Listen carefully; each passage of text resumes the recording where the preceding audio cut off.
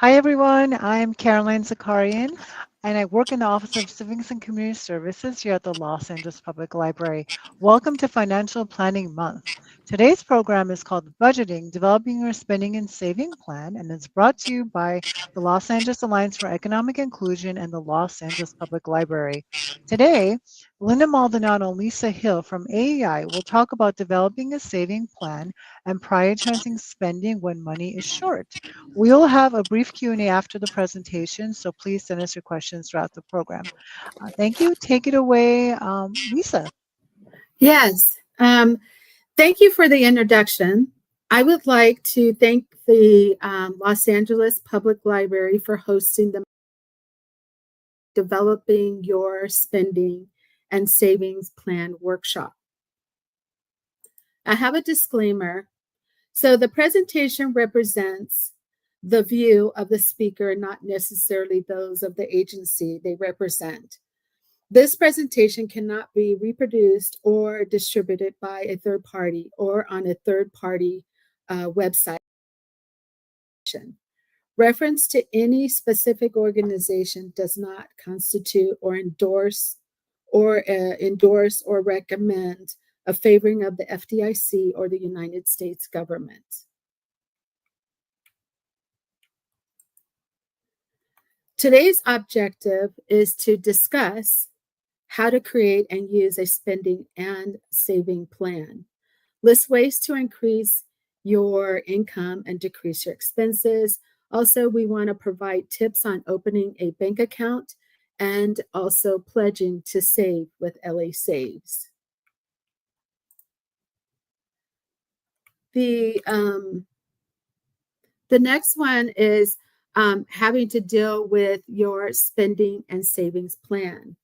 And then the second portion will having to deal when money is short. Just 1 second here.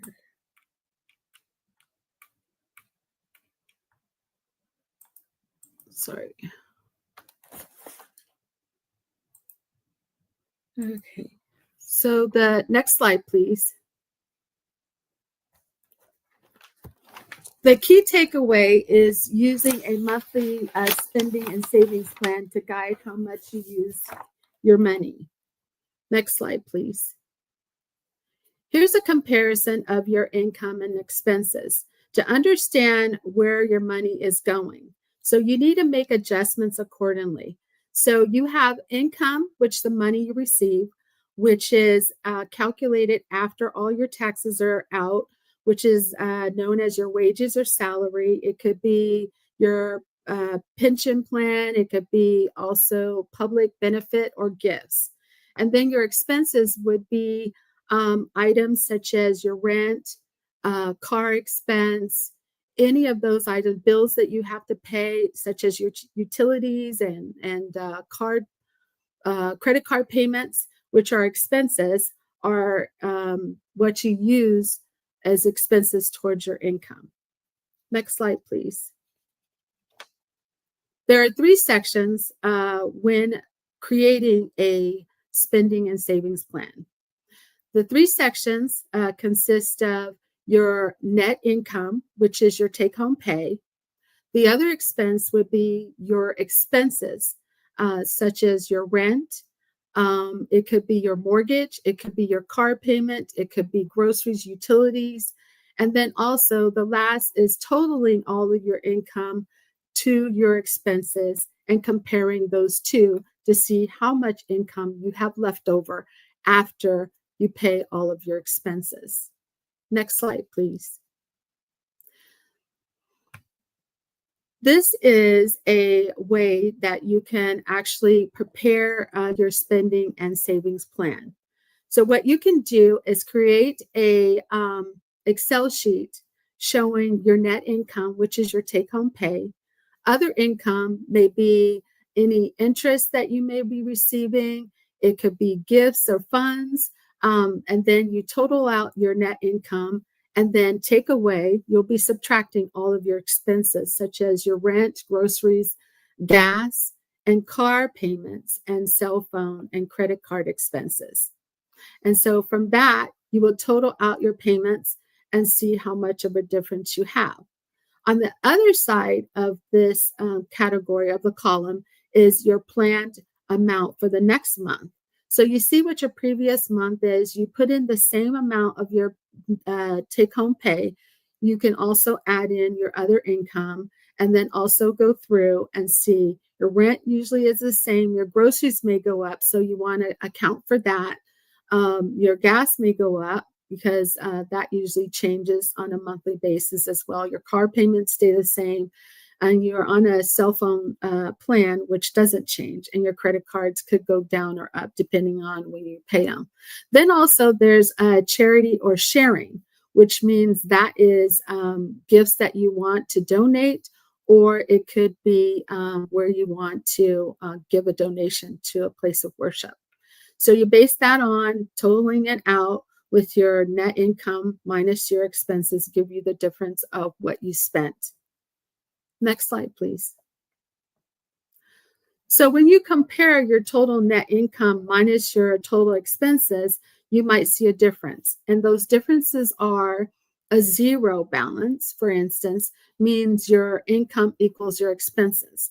When we look at that, that's living paycheck to paycheck. A positive income versus your expenses is when you have more income than your expenses. And you could take that and utilize that towards savings, putting it towards your savings. If you have a negative balance at the end of subtracting your expenses, that means that you have more expenses than your income. So you need to find a way to increase your income versus your expenses. And when you look at increasing your income, you have to look at maybe a second job, a second part-time job. It could be a seasonal type of job, or it could be taking in odd errands, odd jobs such as errands, childcare, any of those type of services. Next slide, please. So using your spending and savings plan, there are several ways to actively use your savings plan through a monthly to gain control of how you utilize your money. And we're going to go through this on the next slide. So there's a way that you can actually start recording your information on a daily basis. You can do by sharing, saving and sharing and spending. When I talk about sharing, that means that you may have family members that are key spenders or users of the funds that come into the home. So you want to include their ideas and information on your daily goals of your spending and savings. Then you can collect your changes. There may be changes like I had referenced before. Your gas may go up. There may be unforeseen type of expenses that came up during the time. And then, of course, you may have other ideas that can help you on a daily basis to keep up with your income and your expenses. Then also there's a weekly idea, which is the envelope system. And what you could do is find a way to look at where you're spending the most. So you can create these envelopes and putting on there, like, say you want to decrease in eating out. So you'll make that envelope with the amount that you want to prepare for the week and have what you're going to use for eating out. If there's no more money in that envelope, then you can't spend any more money. Then you can look at what you bring into the household, your groceries, and also other household items. You can actually create an envelope, put that money in there. When the money's gone, that's how much you spent for the month. So that gives you an idea of how the envelope system works. And of course, you might have other weekly ideas that you may think of. Next slide.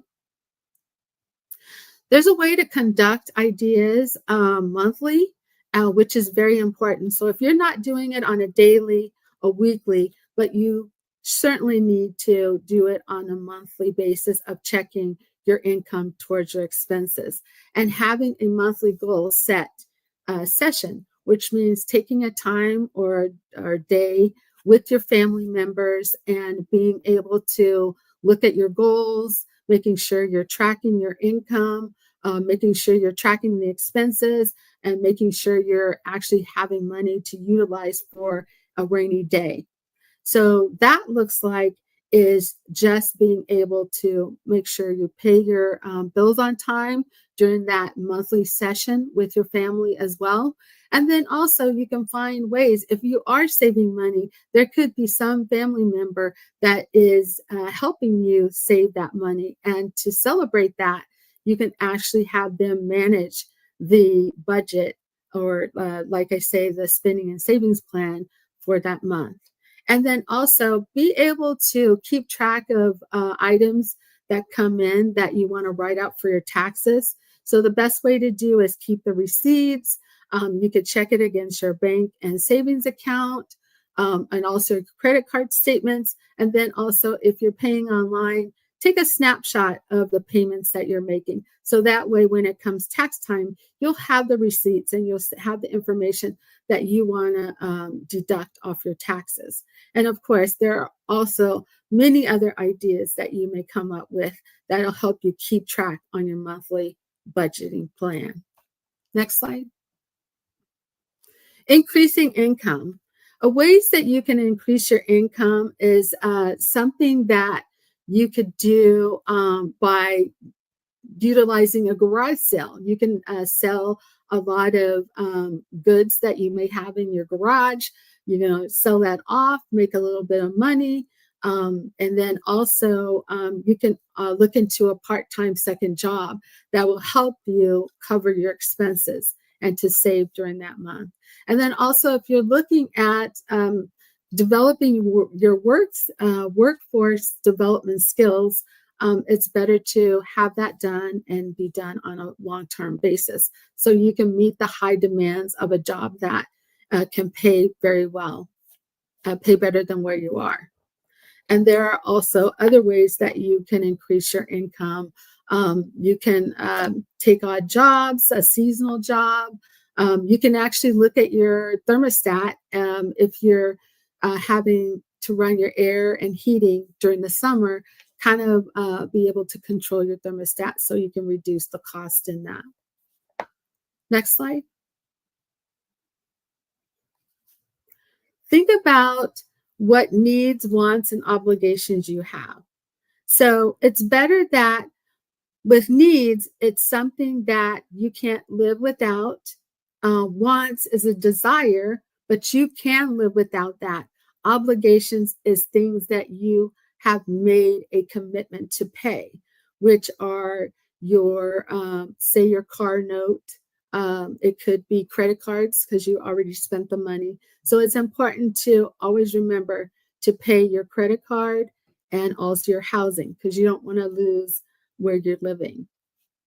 And, just think of ways of eliminating things that you can do without.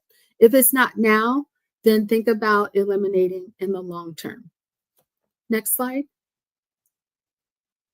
The key takeaway is using a monthly spending and savings plan that will guide you on how to use your money. Next slide. When money is short, we want to talk about when it comes a time when you don't have enough money to cover your expenses. Next. The key takeaway is to prioritize which bills to pay first when money is short. Next. How does this happen? When you're so careful at planning your money and then all of a sudden you're running short. So for instance, you may have car registration coming up and you realize that you have to take your car into do an inspection. You get there, it doesn't pass.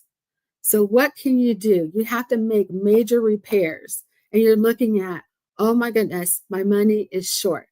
How can I, pay for this so that I can keep my car going? So we're going to find ways to help you with that. Next slide.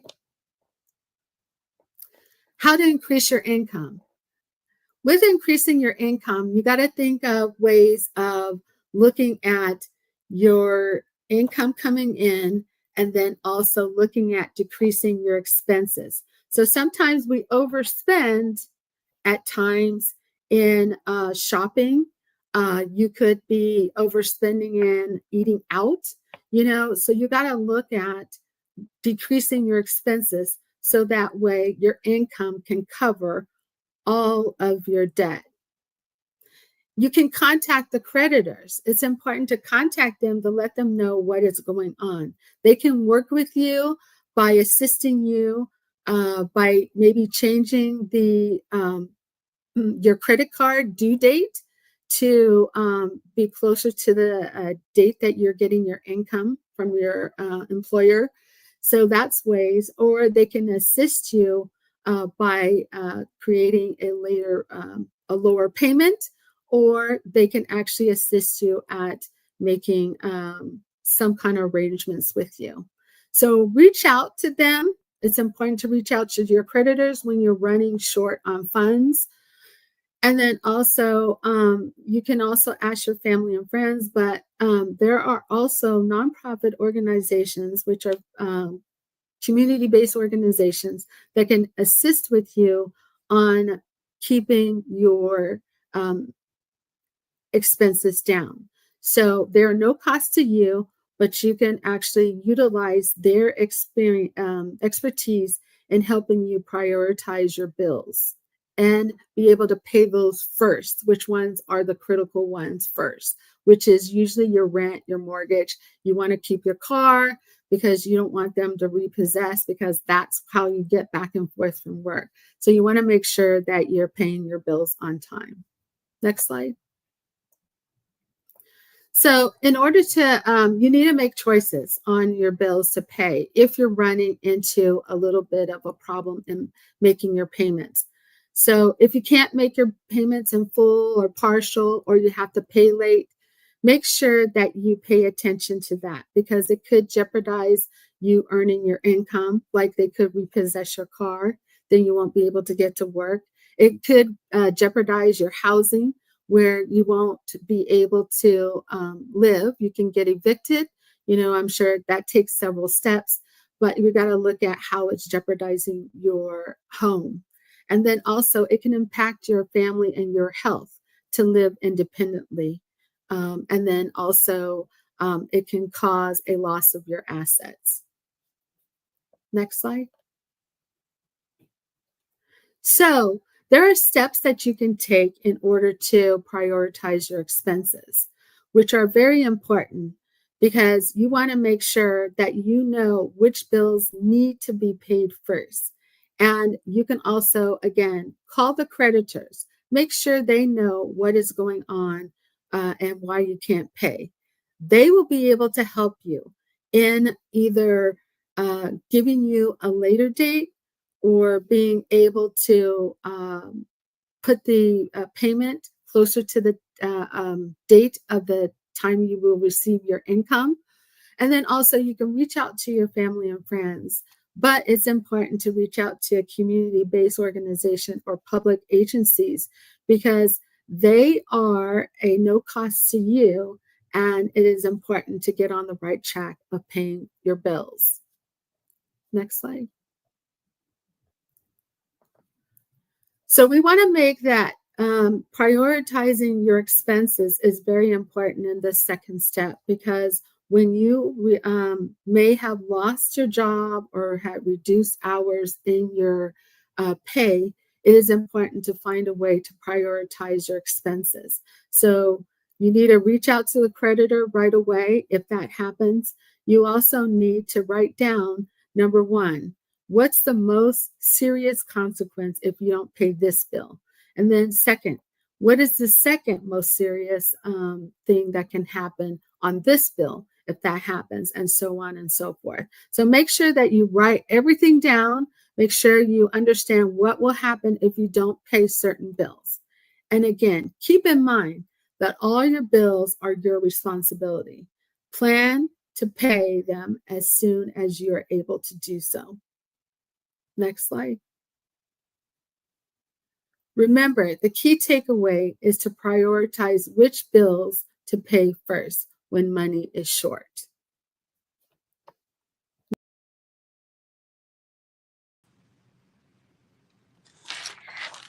Thanks, Lisa. That's a lot of great information and tactics on how to develop a spending plan. And of course, with every plan, you also want to have a plan for your savings, because we have already understood that saving is a huge part of our money management techniques. So I want to introduce to you LA Saves.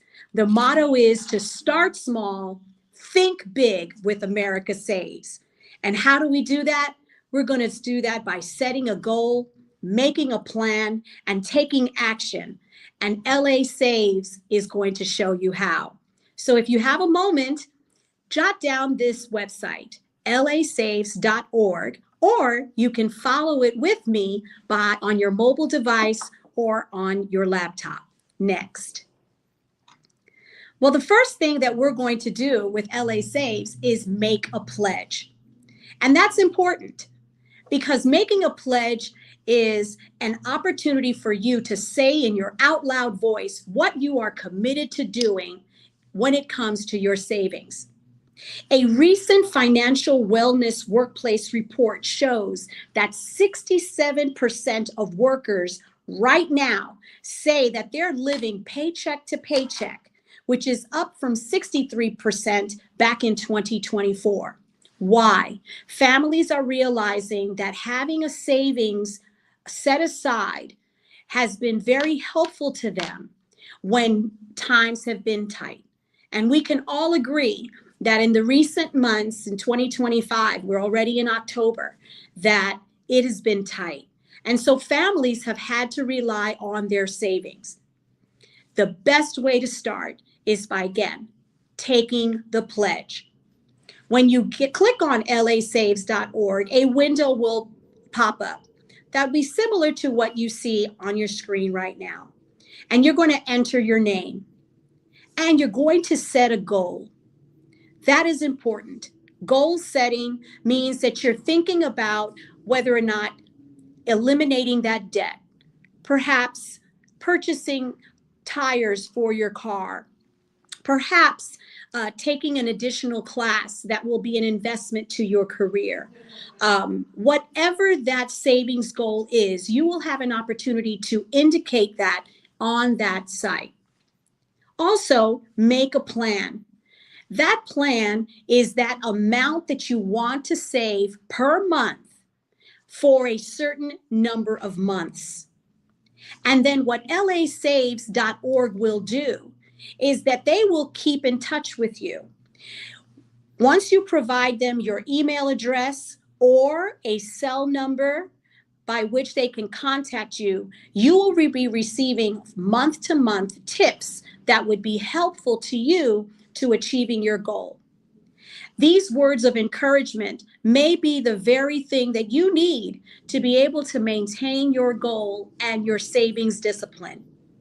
We also, for data purposes, we ask for your zip code, and we also ask you to sign up. There'll be a check mark that will allow you to sign up so that you can receive text messages with tips and advice. Next. So remember, I mentioned that making a plan is essential. And it's so essential because it guarantees a roadmap to success. It reduces stress. It helps you make better use of your limited time and resources. And most importantly, a plan will help you to achieve your goals as well as help clarify goals and objectives.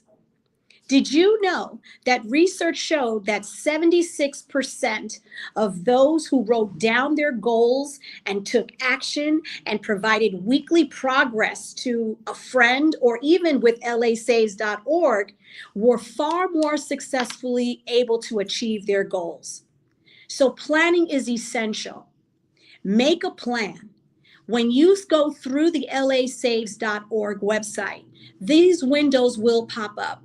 And you'll be able to identify what your goal is. What is it that you really want to save for? What is super important to you that requires extra dollars to achieve? I can think of a few things that I would like to save up for. Eliminating debt, taking care of an outstanding student loan, perhaps paying for a vacation, or I am looking forward to a special dinner with my family to celebrate a special occasion. All of these are all valid and very important reasons to start saving. Saving allows you an opportunity to eliminate going to your credit card and paying credit card fees and interest rates, perhaps even if you're unable to pay the full balance at the time. Getting to a mindset of saving whatever you can is a form of discipline that I'm so grateful for having learned early in my life. And you can learn it too. Start small, think big with lasaves.org. Next. One way that you can start a savings plan is by opening a bank account. Opening a bank account can be one of the most important steps that you can take toward reaching your goal. Why? Because a bank account allows you to place your money safely, and you have access to that money, and it is also insured by the FDIC. This banking relationship also can begin with meeting someone at your branch who can help you manage your financial goals. Did you know that back in 2023, the FDIC National Survey of Unbanked and Underbanked Households found that 4.2% of U.S. homes, that represents 5.6 million households, did not have a bank or a credit union account. That's 5.6 million families that probably did not have the access to the services and to the relationship with their bank manager or any of their financial institution staff. So how can you learn how to be a recipient of all of this banking knowledge? You learn how? By opening an account at an FDIC insured bank. And that website is fdic.gov/getbanked. Get banked. Next slide. This Get Banked site is now sharing with you all of the banks that are participating in offering low-cost accounts. Many of the concerns that many households have about not opening an account is because banks are often asking many of these families to maintain very high balances, or perhaps there are fees connected to opening a bank account, or perhaps maybe there's expectations that just seem financially unrealistic for that household at the time. Not anymore. There is a select group of banks that are available that will offer to you, again, low-cost accounts. These account features are no different than the accounts that are available to those who are in middle and upper income families. You can receive low monthly or no maintenance fees, sometimes as little as $5 or less. There are minimum balances and deposits that you can maintain to open up that account. There are no overdraft fees, no non-insufficient fees. I know those were the worst for me. I hated paying the additional $35 to $40 because perhaps I was off by $5 in my account to cover a cost. And there's also check cashing available. All of the online services that are available to you if you decide you wish to open an account using one of the bank-owned banks that are available. So again, if you wish to open an account, please go to your fdic.gov/bankon, BANKON. Next slide. And then, of course, all of this is super fun for me because it allows to challenge me on how money smart I am. How money smart are you? That opportunity can be seen by going to the FDIC.gov website. And there's a link called playmoneysmart.fdic.gov. These are opportunity. This site will offer games and opportunities for you to challenge yourself in new areas of your money management.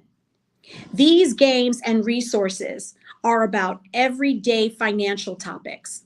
These opportunities will also challenge you to see money as a tool and not something that is a burden to you and your household. FDIC.gov is a website that is safe and secure and offers loads of information and topics and research that will help you to have a much more secure understanding of how banks operate, how banks are become prosperous, but certainly how banks can help you lead a life of prosperity. Next. So what are you going to do? For me, it's more about talking, it's about taking action. So what will you do? What are you going to do to become a much more effective a saver? What are you prepared to do to be diligent in developing a spending plan for yourself and your family? How will you do it? Are you like me? You like to write it on paper and watch those numbers grow? Or do you want to find an online free app that helps you to budget and to and set up your spending plan? And then finally, will you share your plans with anyone? Perhaps the best person that I can talk to is my financial planner at my bank, or someone who is not as close to my family, but just to me. It's my personal business that I decide I'm going to speak to, who will keep me accountable to maintaining my spending and my savings plan. So once you've determined who you're going to share your plans with, write it down. Write down who it is that's going to be accountable to you, and make sure you stay accountable. It was great talking to you about how to develop your savings plan, and I look forward to seeing you on lasaves.org. Bye. If you have any other questions, please go to lasaves.org, and we thank you for your participation. Okay, thank you both. I'm back for the Q&A portion. So thank you, Linda and Lisa. So now we're going to get to some questions. So the first one I have is, how do I start budgeting if I've never done it before? How do you get started? That's a great question. And I'm wondering if Lisa or I'll just answer it for myself. I knew very early on, right after I got out of school, that I needed to budget. Because in my 20s, I had money, whatever money it came, whether it was an allowance or whether it was a gift, I just wanted to spend it on everything that I saw and that I liked. But unfortunately, that left me broke and unable to find money for the things that I needed, which was my housing, my transportation, and food. So how do I start? You start small. You start with the things that you absolutely need and make sure that every dollar you earn finds a home. And I promise you that's exactly what's going to happen, because a dollar's got to go to a cell phone and gas and eating out with my friends, or taking care of an outstanding bill. It's going to find a home. Insurance for that car, right? Fuel for the car, tires for the car. Something is going to come up where money is going to be needed, and putting that on paper is going to be super helpful to establishing a budget. Yep. That's great. Thank you. No, that's good to. We always have to keep track of. Yeah, that's how we start. What are the best ways to track spending? I have an answer to that. The best way to track spending is actually, you can do it on an Excel sheet, or actually look at maybe a template. I know there's a template in docs, in your Word docs, or in the Excel sheet, and it'll have a budget. So you can list your expenses to your income to your expenses, and you could write it down. And then on the side, you could write down the amounts and subtract out from that income to see how much you have left over after your expenses. So that's one way. There's another way, like Linda had mentioned about an apps. There's so many apps out there that you can actually download for free. And you can actually track all of your expenses, like your gas, your phone bill. It could be making any type of you're eating out, because a lot of times, we eat out a lot, and then you can look at and go, wow, I ate out a lot this month. I could cut back in that area. But there's ways that you could track it, and definitely apps are out there to help if you don't like to write it down. I'm like Linda, I like everything written down in front of me so that way I could see it much better. Yep. But those are great ideas. That's great. I think with the banks, they also have like trackers, like you can do like a spending. I do that sometimes also on the app from my bank. Like it's like a spending tracker, and then you're like, oh my gosh, I've been spending this much on this. So then you kind of, kind of reduce it that way. Oh, we have another question. Yes. How can I reduce my daily expenses without feeling deprived? Speaking. Oh, that's a good one. Wow. Let me tell you, can I speak on that? Because believe it or not, it is not unusual that our spending is attached to our emotions. It's not unusual, right? Because the minute that we say, I am not going to buy that extra ice cream. I'm not going to buy that pint of ice cream. We immediately feel that we're deprived. So I do a couple of things.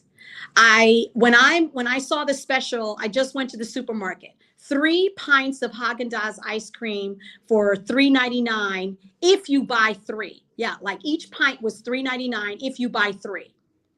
So I started doing the math. $3.99 times 3. That's what, $14, $15? How important is $15 of ice cream going to do for me? It's going to add 15 pounds to my waistline, right? But here's another piece to think of, right? What is it that is drawing me to wanting to spend something that I really want and could possibly delay that gratification for later? There it is. So count to 3.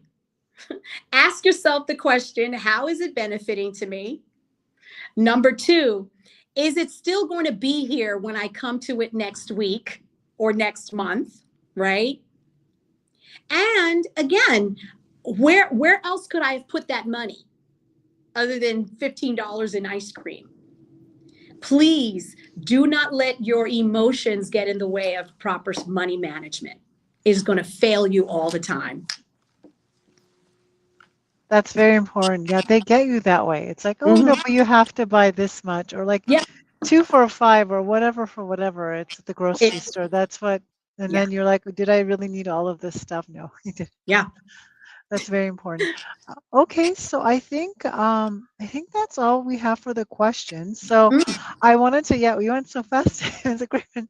Thank you both for a great presentation. So if anyone missed any part of the presentation, it's okay. It's going to be available on our YouTube channel, youtube.com/Los Angeles Library shortly. And we have a lot of great financial programs coming up this month. Our next streaming program is next Monday, October 6th with the CFTC. They're going to be talking about different investment frauds and scams and providing tips on how to avoid these scams and how to protect your money. We have our annual financial planning day at the Central Library coming up on Saturday, October 18th from 10 a.m. to 2 p.m. And on this day, you can make appointments for one-on-one consultations with certified financial planners. There will be credit checks throughout the day and different workshops. And for more information of all of our financial planning month events and making an appointment for Financial Planning Day, it's the website, lapl.org/financial planning. Thank you both again, and everyone have a great day. Thank you so much. Bye-bye. You too. Thank you. Bye. Bye.